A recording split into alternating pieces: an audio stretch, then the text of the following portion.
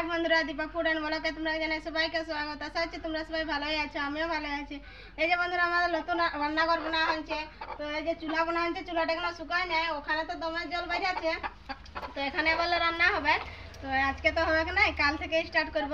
এই যে দেখো, আজকে আমি রান্না করবো। এই যে দেখো, মুরগি আর এই যে জল কচু। আজকে আমার রেসিপি যে মুরগি আর কচু দিয়ে আজকে রান্না হবে। চলো তাহলে আজকে রান্না স্টার্ট করে যাক। দেখো, আমার সাফা করা হয়ে গেছে, সাফা ধোয়া সব কমপ্লিট হয়ে গেছে। এখন আমি কাটিয়ে দেবো, এই বিচে বিচে আমি কাটব।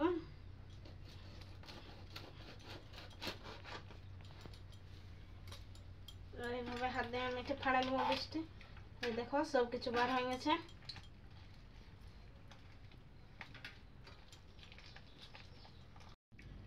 এই যে দেখো, আমি কাটে নিয়েছি।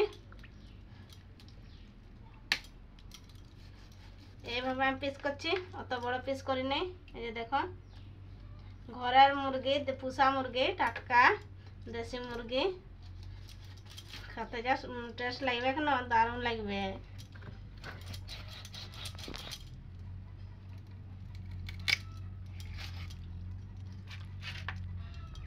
লেগ পিসটা দেখো, এখন আমি এই লেগ পিসটা কাটে নেব। দেখছো না কত সুন্দর টাটকা মুরগি, না দেখছো মাংসটা কত সুন্দর দেখাচ্ছে।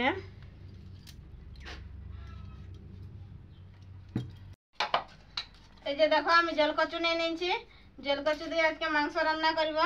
তো এই যে এখন আমি জল কচুকে আমি এখন ছুলে নিব। তো এই চাকুটাই আমি ছুলছি, ভালো সুন্দর হচ্ছে, দেখছো না। কেক করে আমি এইভাবে সব গাছ ছুলে নিব।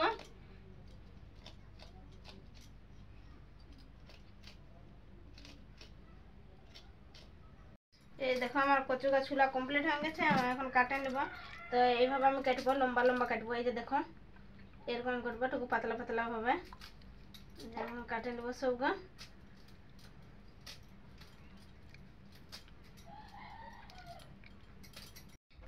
এই যে দেখো, কচু গা আমার কাটা ধোয়া কমপ্লিট হয়ে গেছে, আমি এখন ইয়াকে ভাজে নেব। তো এই যে দেখো, গ্যাসটা অন করে কড়াইটা আমি বসিয়ে নিয়েছি। এখন আমি এটা তেল দিয়ে নেব পরিমাণ মতন। কচু গা আমি ভালোভাবে ভাজে নেব। তো এই যে দেখো, তেলটা আমার গরম হয়ে গেছে, আমি এখন কচু গা দিয়ে দেবো।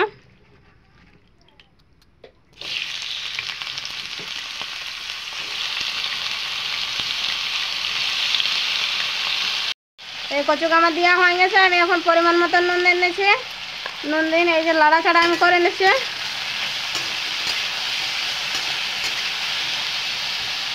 আর কম আছে, আমি ভালোভাবে ঢাকনা দিয়ে আমি ভাজিয়ে নেবো ইয়াকে। এই দেখো, আমার কচুটা ভালোভাবে ভাজা হয়ে গেছে। এই যে দেখছো না, ভাজবার সময় আমি একটু হলদিও দিয়ে নিয়েছিলি, হলদি পাউডার। এই দেখো, আমার একদম ভাজা হয়ে গেছে লাল লাল করে। এখন ইয়াকে আমি কাঢ়ে নেব। এই দেখো, ভালোভাবে আমি কাঢ়ে নেব।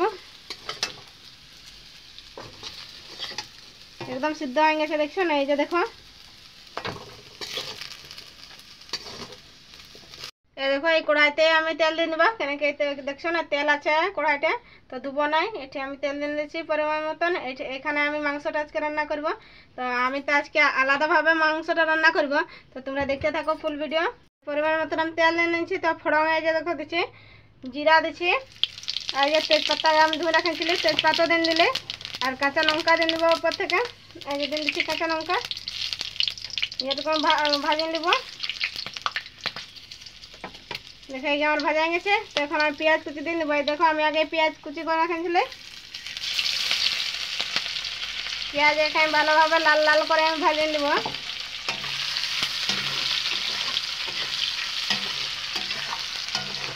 এই যে দেখো, পেঁয়াজকে আমার ভাজা গেছে লাল লাল করে। এখন আমি মাংসটা দিয়ে নেব। অথবা তো আমি মশলা কষে মাংসটা দিই, আজকে মাংসটাকে আমি ভাজি নেব তেল নুন দিয়ে।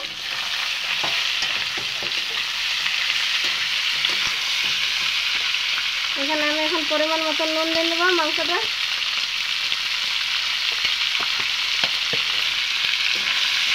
লাড়াচাড়া করে আমি ভাজে নেব। মাংস তো কাঠের চুলায় রান্না করলে বেশি টেস্টি লাগে।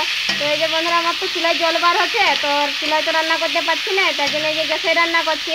আর বেশি দিন না, 2-4 দিনের মধ্যে আমি একটা নতুন রান্নাঘর বানাচ্ছি। তো 2-4 দিনের মধ্যে এখানে তোমরা একটা ভিডিও আমি শেয়ার করব। নামাজের জল হচ্ছে আর কি। এই যে দেখো আমার নাড়াচাড়া করা হয়ে গেল। এখন আমি ঢাকনা দিই, এটাকে একটু ভাজিয়ে নেব। এই যে আমি এখন দেখছো না আমার একদম ভাজা গেছে মাংসটা। এই যে দেখো তেল ছাড়ছে, তেল ছাড়লে জানবে যে মাংসটা ভাজা গেছে। আমি এক এক করে এখন একটু মশলা দিয়ে নেব।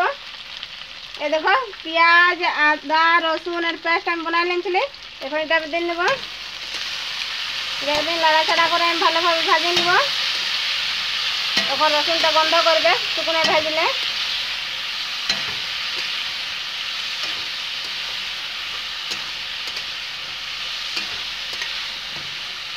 ভাজাতে ভাজাতে আমি এখন একটা এটা পেস্ট বানাই নেব মশলার। দেখো আমি এখন দেবো হলদি পাউডার পরিমাণ মতন, জিরা পাউডার পরিমাণ মতন, ধনিয়া পাউডার পরিমাণ মতন, এটা মিক্স মশলা পরিমাণ মতন। এখন এটা আমি জল দিই, এটাকে আমি একটা পেস্ট তৈরি করে নেব।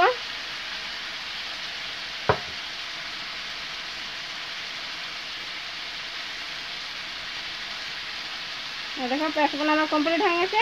একটু নাড়াচাড়া আমি একটু করে নেব।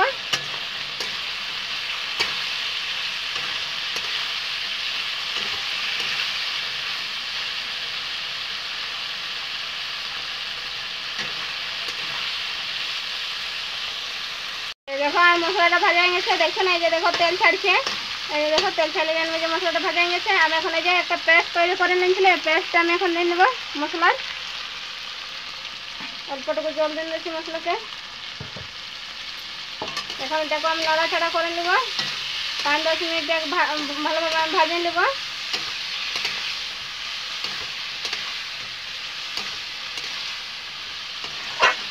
কালারটা দেখো কত সুন্দর দেখা আছে, দেশি কুকুরের মাংস নয়, যে দেখছো না খুব সুন্দর, এত সুন্দর সেন্ট বার হচ্ছে না।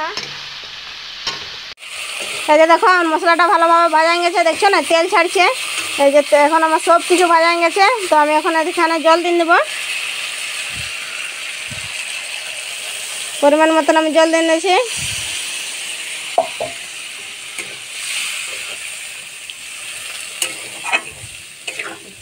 যখন জলটা ফুটবে তখন আমি দিয়ে দেবো কচুগা। কচুগা আমি আগে ভাজে রাখেছি, তো এটা এখন থাক, এখন ফুটুক।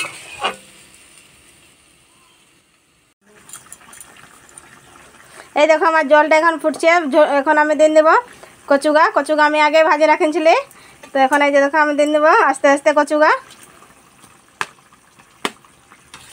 কচুগা দিয়ে আমি এখন একটু নাড়াচাড়া করে নেব।